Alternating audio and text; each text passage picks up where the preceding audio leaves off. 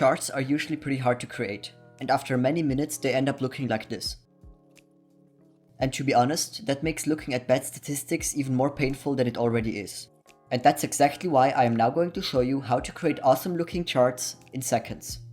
For this example, I'm just going to create an empty workspace. You can find charts if you click on Elements and then go to Charts.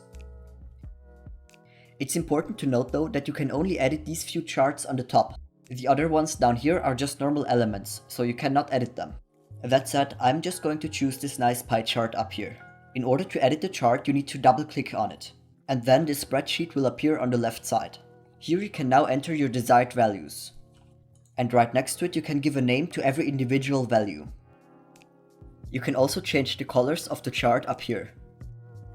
Another great feature is that you can actually switch the chart type by clicking up here.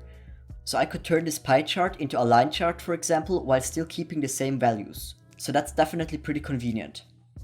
The other currently available chart types are bar charts, row charts, and donut charts.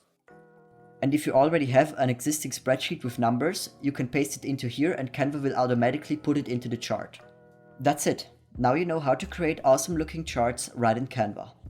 Sometimes charts are already part of a template, but you can also add them yourself to whatever design you want with the method I've just shown you. I highly recommend that you implement charts into your future business documents. They are just the best way to illustrate statistical data, and they always generate a professional first impression, which is of course always good. I know this lecture was a little bit short, but we just laid the foundation for the next one here.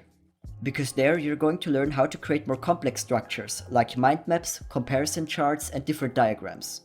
I'm really excited to show this to you, so I'll see you in the next lesson.